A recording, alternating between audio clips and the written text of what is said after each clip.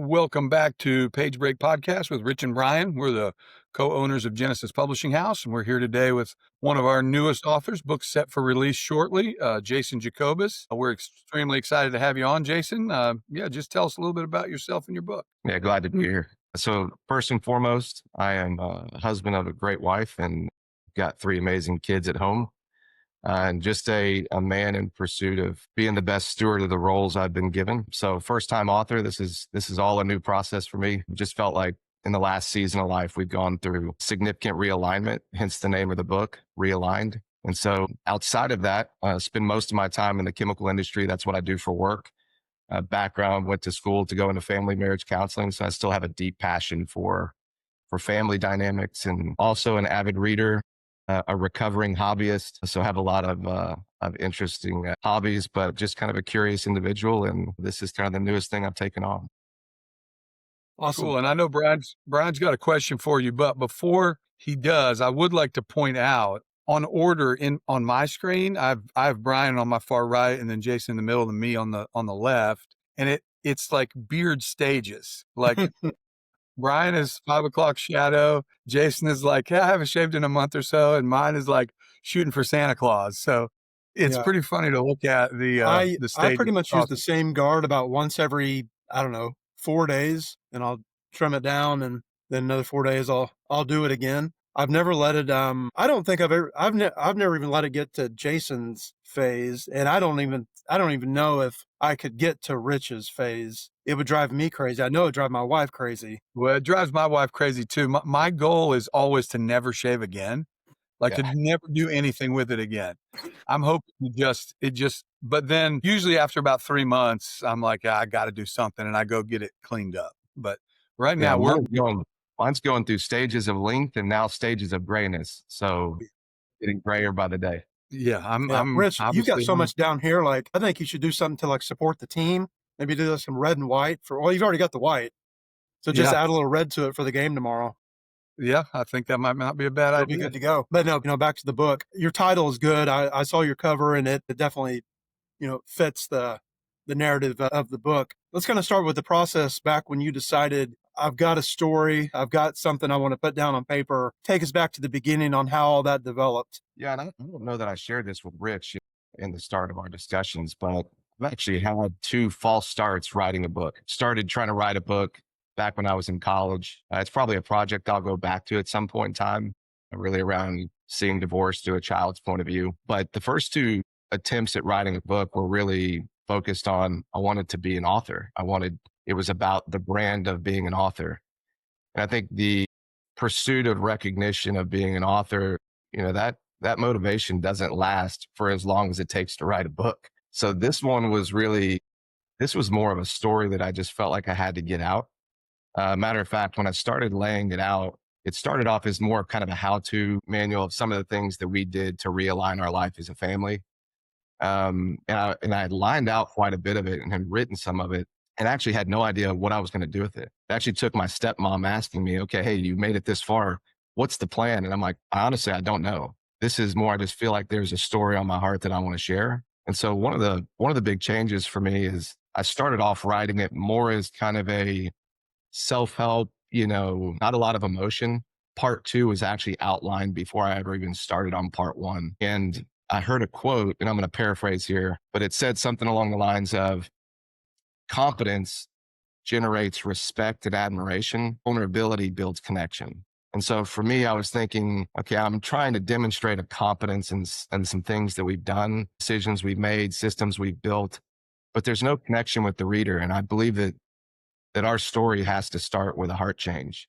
And so I actually started writing part 1 long after I started outlining part 2. And then after that, I think it was just God's provision opening doors. Before I knew what I was going to do with it, I sent it out to our men's Bible study. And I had 2 guys say, hey, are you going to publish this? If so, you need to meet Rich. And so at that point in time, I had no idea what I was going to do, and introduced myself to Rich, and here we are. So again, God's going to continue to open up doors throughout this entire process for me.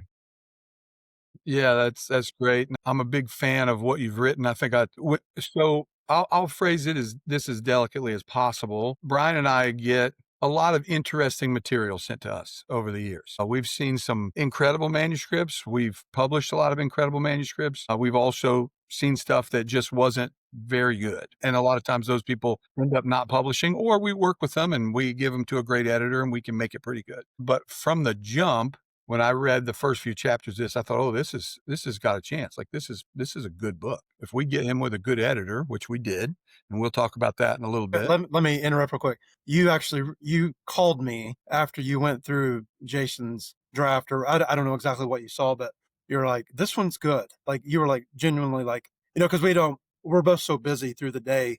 I may see something or we don't always just like immediately call the other person like, hey, by the way, I just read this manuscript, but he did that. I specifically remember this one's really good. Like said it, with that tone. I was like, okay, well, that's awesome. That's good to hear. Yeah. I'm really excited about it. But so because of the type of book it is, when you were writing, did you have a specific target? Like this is not a book that probably, a 13-year-old girl is going to pick up and enjoy. Most likely. I mean, who knows? But did you have a target audience in mind? Like who are you thinking about when you're writing this book? Originally I was writing it to the men. It was kind of driven towards men that had found themselves in a similar situation that I was in, pursuing business success, pursuing money, recognition, those kinds of things. And, my mom, who I sent several of the drafts to and chapters along the way, was just saying, hey, a lot of the language is aimed at men, but women find themselves in similar situations as this, as well. And so that, I started to expand and change some of the verbiage, and Baviana, the editor, helped me with that. I mean, we can talk more about her later, but she was absolutely fantastic.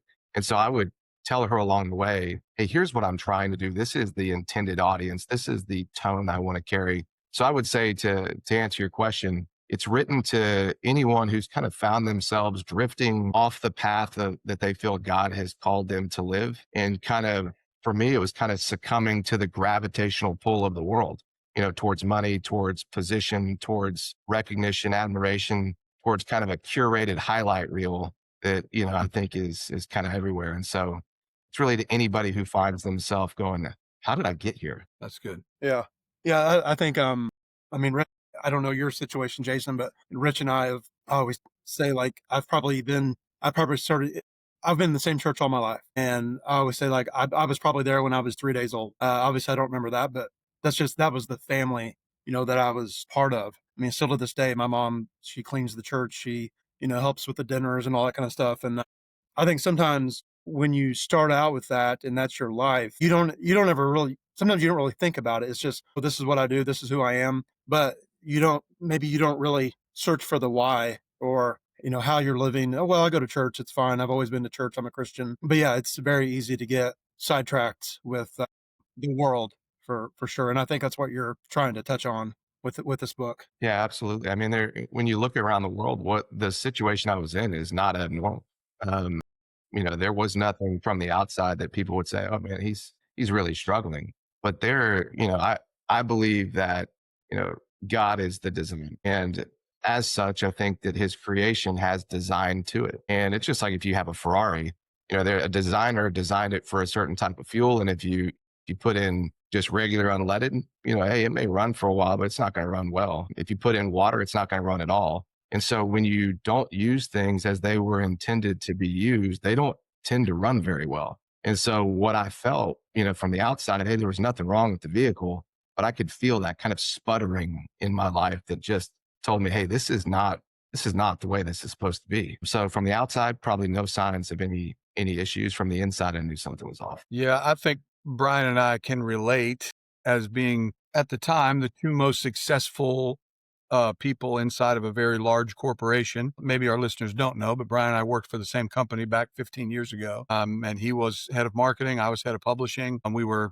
very successful, enviably so, throughout the organization. And on the outside, it kind of looked like we had, life by the horns for sure. But internally, he and I, as friends, we knew that things were not in the right spots. And it took us both making some pretty drastic changes. Really, probably why your material resonated with me, and then probably why I called him to tell him about it, was a lot of the things you were touching on. I was thinking, man, we probably should have read this 15 years ago. And so I think that that's what struck a chord with us. But so as far as big themes, obviously your faith is all throughout this book, but can you kind of touch on your faith and how it influenced your writing a little bit? Because there's also a lot of practical stuff in here. And sometimes those two things are hard to marry. But I think you did a good job of that. Can you kind of touch on that faith married with the practical lifestyle stuff? Yeah, absolutely. I mean, faith is the root of it all. The actions that we took were just the byproduct of a heart change. So I think for me, the process that we went through and that I went through personally was, I had to start off first getting clear on what scripture said about me, my identity, who I am. What does that mean for the roles that I steward as husband, father, leader of my home, and as well as what does that mean for my calling? Once I had clarity on that, there was a significant heart change for me of, hey, if I believe, like Matthew 16:15 says, who do you say that I am? If I acknowledge Jesus is who I believe he is, then you can't show up tomorrow living the same way, pursuing the same things, doing the same things. And so there was a significant heart change with me that fed from my faith and then became the kind of the acknowledgement and ownership of the decisions I made and kind of the courage to make some changes. I step away from some things that had been, served as a safety blanket for me.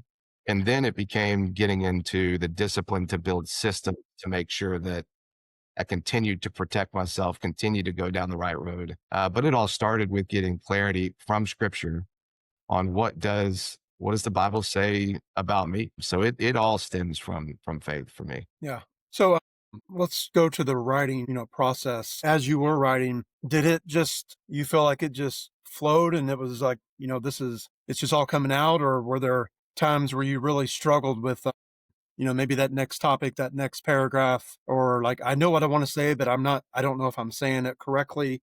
Give the audience an idea how your manuscript preparation went. Yeah, so a little bit of everything. So my dad's been a professional speaker the vast majority of my life. And so I spent my life around somebody that could basically put any series of topics into 3 buckets or into 5 buckets. He had a structure, a framework for everything. And so for me, the building the framework, especially for part 2, was pretty easy. I mean, because a lot of this was not something I was necessarily researching what's the best plan to do X, Y, and Z. These were lived experiences that I was just trying to document. And so part 2, laying that out, was a fairly simple process for me. Part 1 was much more challenging. I've never written, a memoir, type style of writing before. So that was all new for me. It was challenging from the structure and the process. And the most challenging part was reliving the decisions and mistakes and the heaviness of the story. I mean, that was the unexpected part, was just having to put in words, what I did, where I was, what I went through, and the impact that had on my wife and kids and on me. And so that was probably the unexpected challenging part. The greatest blessing in this entire process, and Rich told me this in the very first meeting, was, hey, we've got a great editor and she's going to make this whole thing a lot easier on you. And, Brian, you and I were speaking yesterday for a little bit. I would have said going into this, probably a 20% chance I ever write something again. Now, after going through it with Vaviana, I would say it's upwards of 90% chance I write something again, because she allowed me to do what I do well, which is the creative piece. And then she provided all the structure and the detail oriented stuff, which is not a muscle I have. And so she just said, hey, you don't worry about that. You just let me handle this and you tell your story. And so that's a little bit about the things that were less challenging and more challenging than expected. Yeah. Yeah. And everybody that works with Vaviana says that in these interviews or to us. Hurts our feelings every time, but it's still the truth, that she's really good. We think that, the manuscript, the whole thing turned out really well. Again, just like Brian said, I think the cover kind of nails what you have 10 seconds, right? Like when somebody pulls it off the shelf or clicks on it on Amazon, you have to set the hook. And I think the cover does that well. I like the kind of understated tone of it. It has to me, it has a very Malcolm Gladwell kind of feel on the cover, which I dig. But as you're going through the process, the writing part too, but even into the publishing part, what kind of things were challenges for? Like, what did you go, oh, well, I didn't know how this worked, or I didn't know that this was going to be like that. Because overall, and you would even text me or call me every once in a while and go like, am I doing everything right? And I'd have to like reassure you like that it's going exactly like we expected to, like you're nailing it. But through that process, because we have a lot of people who listen to these who are either want to be authors or they're new authors, kind of talk through the process of publishing and how that worked for you. Yeah, and those questions still come. I think I texted you 2 nights ago with a hey, ignorant question about how is this going to work and this going to work. It goes back to the fact that I knew I had a story I wanted to share, but I had no idea how the process was supposed to work. I'm in the chemical business. I read a lot of books, but I've never written one. So this is all new to me. For me, I am a process oriented person. When I started off when I went to grad school, I was working full time. So when you take on a project that's going to take a lot of time from you and you have a full-time job and you have a family that also wants to see you, you have to think through that process a lot.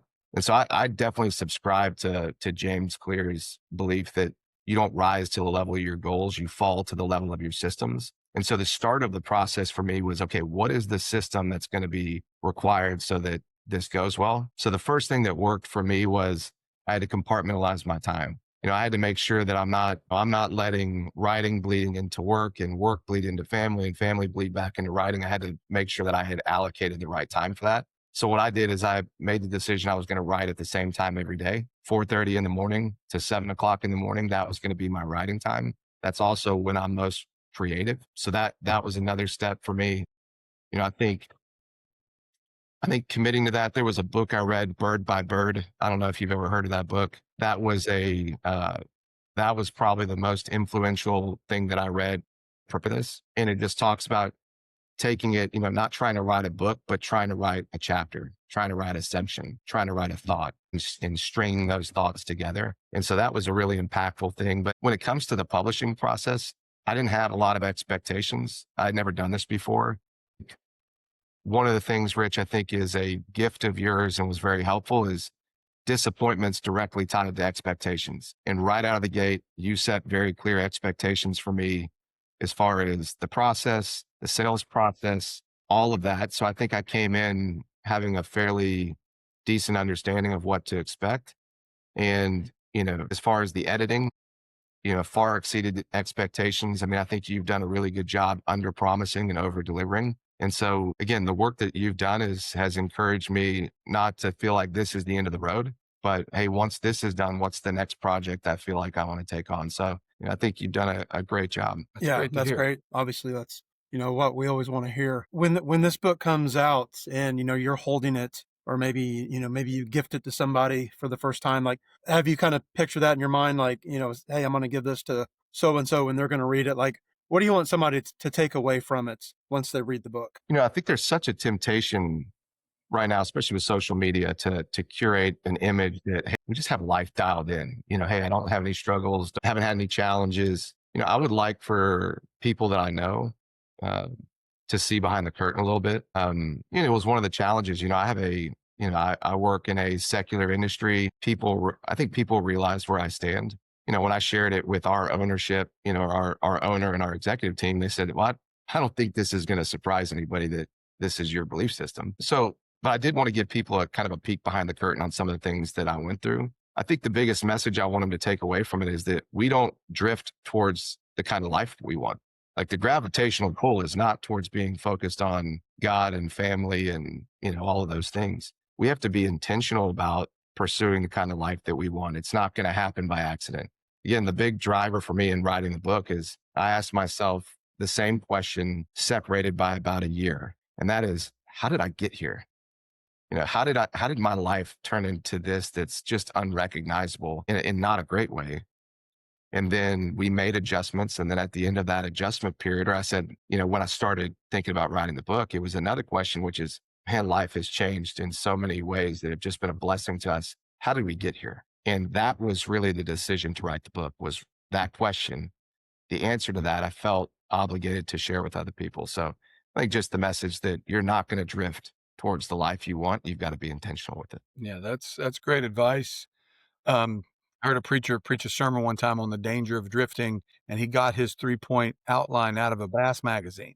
He read a story about two guys who took a boat out, and they didn't have enough fuel. They didn't have a compass. Like there were all these, and he tied that back into, how do you get back to shore with no fuel, with no compass, with no additional power supply, all that sort of stuff. So you can see the spiritual tie-ins to that. Is it scary to be that transparent? Like I know as men, that's not technically what, even inside of the church, right?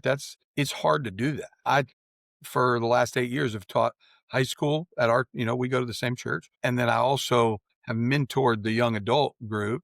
And what I find is people in my position, people are expecting you to have the answers, right? They come to you and they're like, your life, you've done things the right way. So here are some questions that we have for you that we want you to answer. And internally, I'm always freaking out a little bit, like, you're asking the wrong dude, man. Like I have had so many things that I didn't do well. So and I've found that with people who look up to you, it is a little bit difficult to be transparent because you want them to you want to occupy that same space in their mind. So as a guy who's been successful and like, was that scary to you when you were writing it? Or is it scary to you now that the book's out? Like, is that, It is. And I think you go in waves. Good decisions come from experience and experience comes from bad decisions. I mean, I think, that's the case in life and in business. It is scary at times.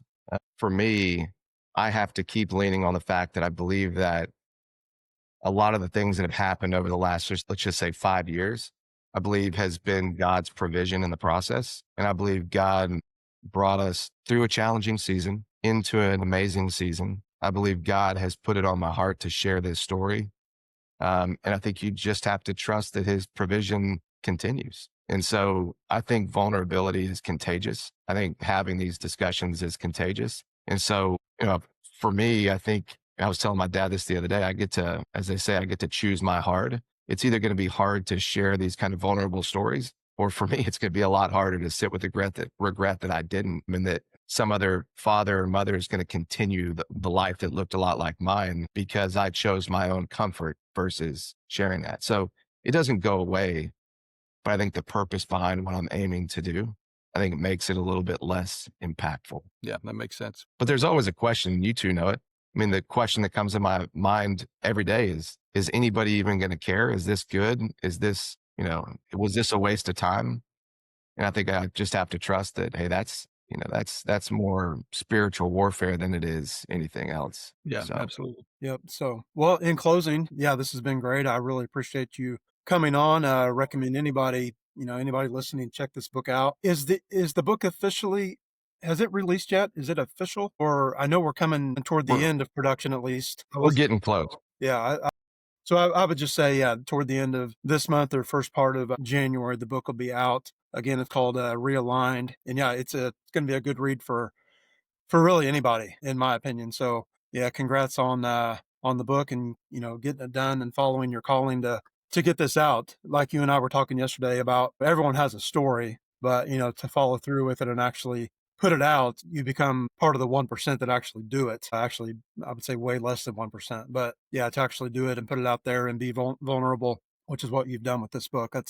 That's great. So yeah, thanks again for being here. But Rich, got anything else you want to close out with?